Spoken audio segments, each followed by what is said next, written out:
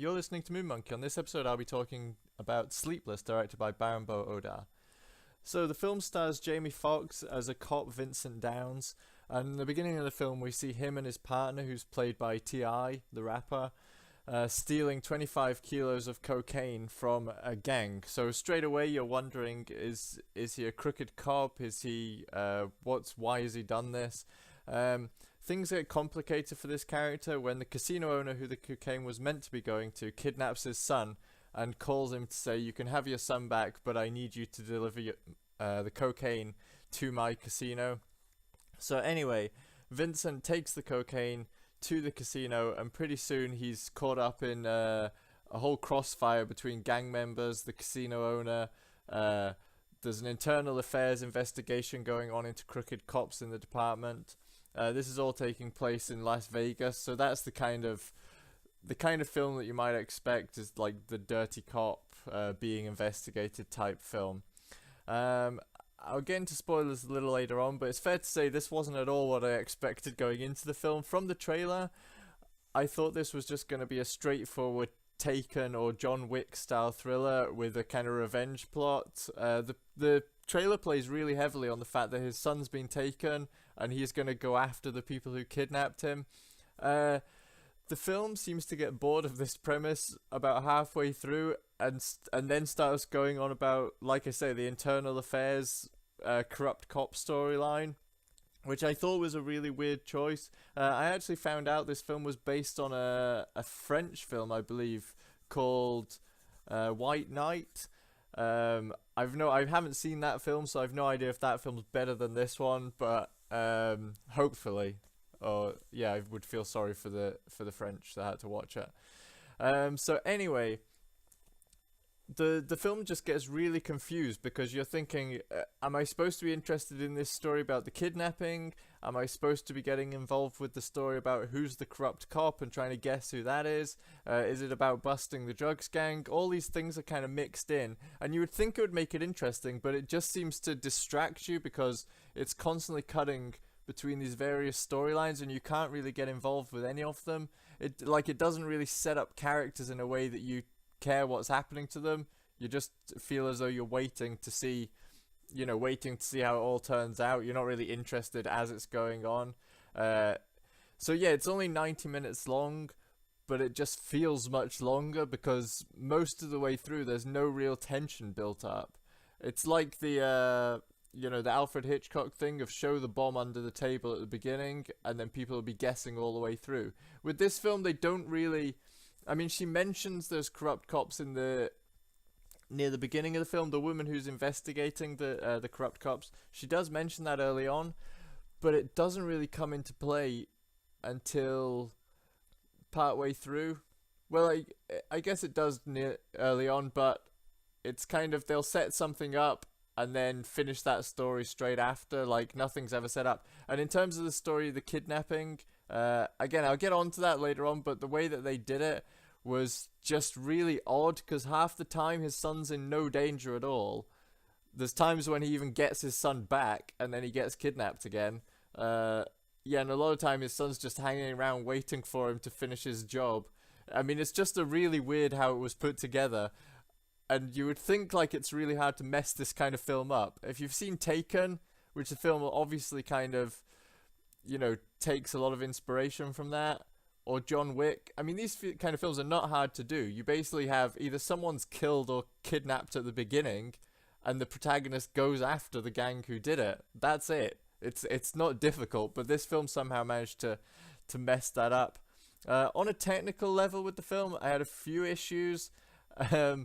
One, as I mentioned, the poor editing, just cutting between these subplots and not allowing you to get involved with characters or create any kind of tension. There was also weird sound design. It's one of those where I started nitpicking because I was just drifting off during the movie. But there was weird sound design in the casino scenes where the background noise was so quiet, it was like you could tell the actors were just standing on a set talking to one another and they were playing in some kind of really quiet background music, so you weren't really getting the emotion or the sense that, oh, this is a bustling, busy casino, there's a lot of voices and noise in the background. It just sounded really quiet, like they were standing in a building and everyone in the background was just being like keeping their voices down, which was kind of weird. They did do a club sequence later on where this was rectified a little bit because they had like loud club noise and you kind of felt like you were in the club. They did a lot better in the club sequence. The fight sequences, again, like John Wick did it much better, Taken did it much better. They're not particularly engaging. You got a fight in a kitchen where he's using pan lids and things, a fight in a spa swimming pool, and then one in a parking garage, which is probably the most cliched place that you could do a kind of drug deal shootout, is in a car park, an underground car park. But anyway, this film went there at the end. That was the kind of final denouement. The acting, again, like when you see the trailers, Jamie Foxx, like he was great in Django. He's great in everything, like a charismatic guy. But here you just can't get into his character.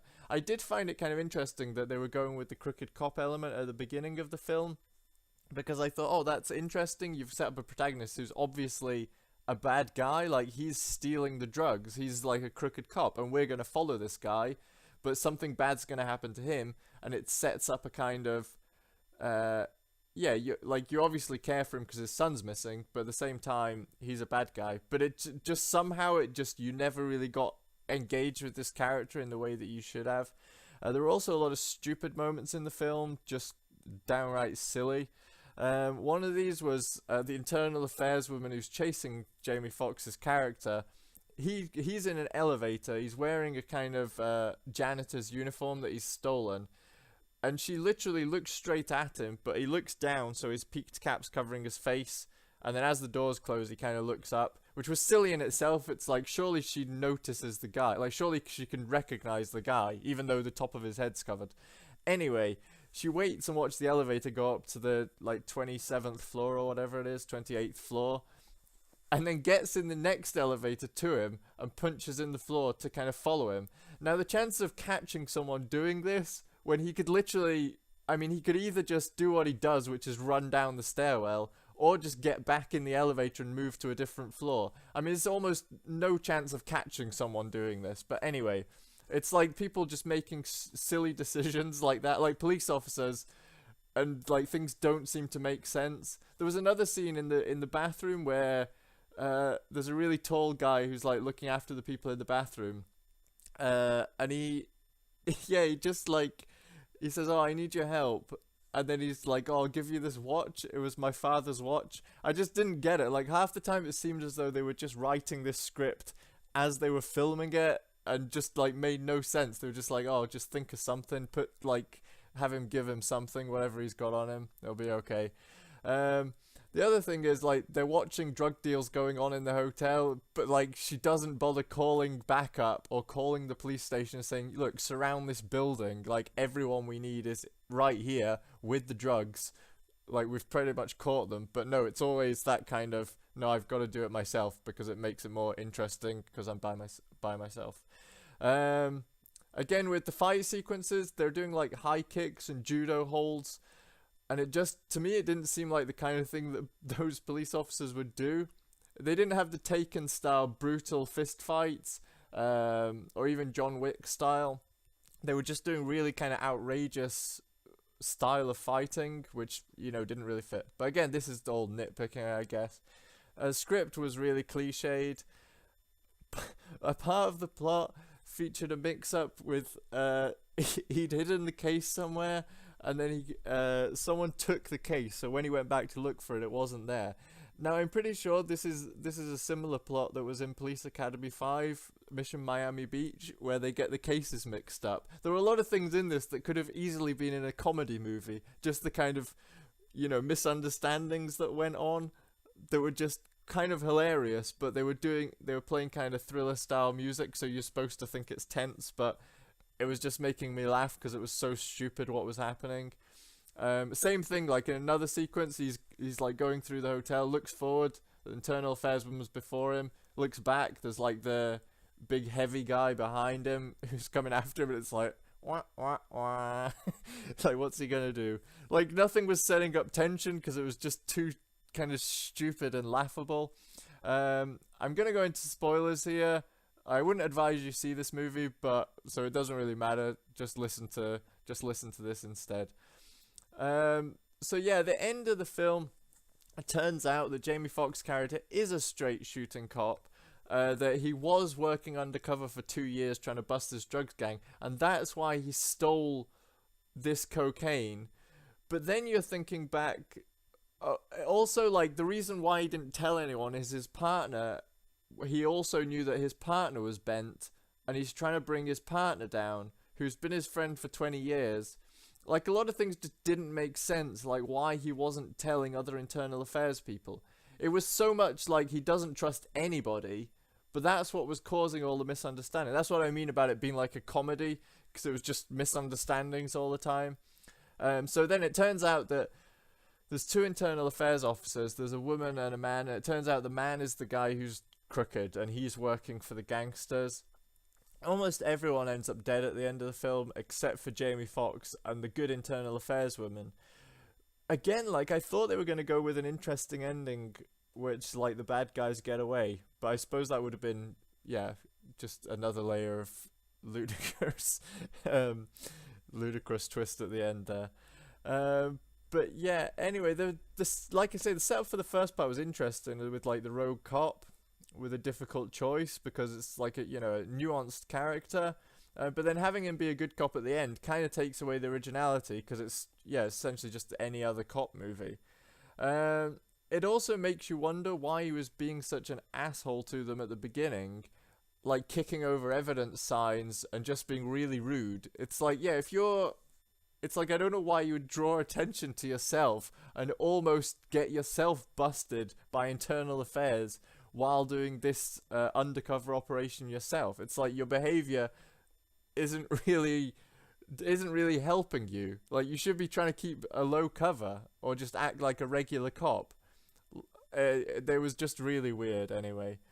So yeah, it kind of suffers from throwing too many stories into the mix, and you just don't get the sense of the characters. One other ridiculous moment that I wanted to mention is Jamie Foxx's wife, who's a nurse, keeps calling him as well, which is really funny. Like, again, like this kind of sitcom style moment where she keeps calling him as like, oh, where's our son? And Jamie Foxx is saying, yeah, he just went off somewhere. I don't know. I'm just going after him just now.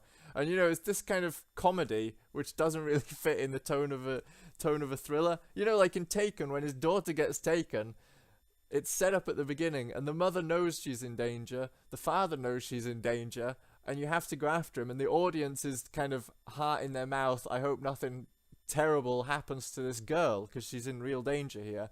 But this is like, keep having these comedy moments where he's trying to pretend that everything's okay when his son's been captured by, a drug gang. It just was, the tone was all off. But then the funniest thing was his wife, his wife, turns up at the end when they're having a shootout in the underground basement and just flat out shoots a guy in the head. Like, no worries about it. Forget about her Hippocratic oath. Just bam, flat out kills a guy or murders a guy, which was just, again, just more funny than like thriller. Because just, what is she doing? Who is writing this stuff?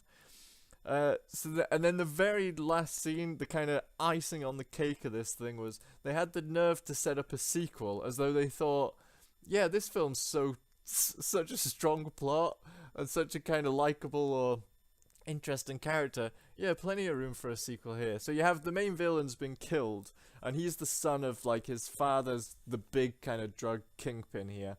So anyway, like, his phone's calling, and the DEA officer picks it up and says, yeah, sir, we have a problem. So you're expecting, oh, okay, everyone in the police service is crooked. Again, that was the problem. It's like, so many people were dirty or corrupt. It's like you really couldn't get engaged because you had no idea who you're supposed to be rooting for. It didn't work as you might think, like, oh, it's interesting because I'm trying to guess who's who. It was just like, yeah, when the plot required it, anyone or nobody could be good or bad, as was needed. So yeah, I can't see it becoming a popular franchise. I think even a second film would be entirely unnecessary. So yeah, because for one thing, like the suspicion subplot is already gone in this film because you know that Jamie Foxx's character is not a bad cop. So unless they're going to set up a new protagonist, I don't know. Hopefully there won't be another film. Um, so anyway, that was my thoughts on Sleepless. Hopefully you can avoid it. Thanks for listening. Remember to like and subscribe, and I'll be back with another review soon.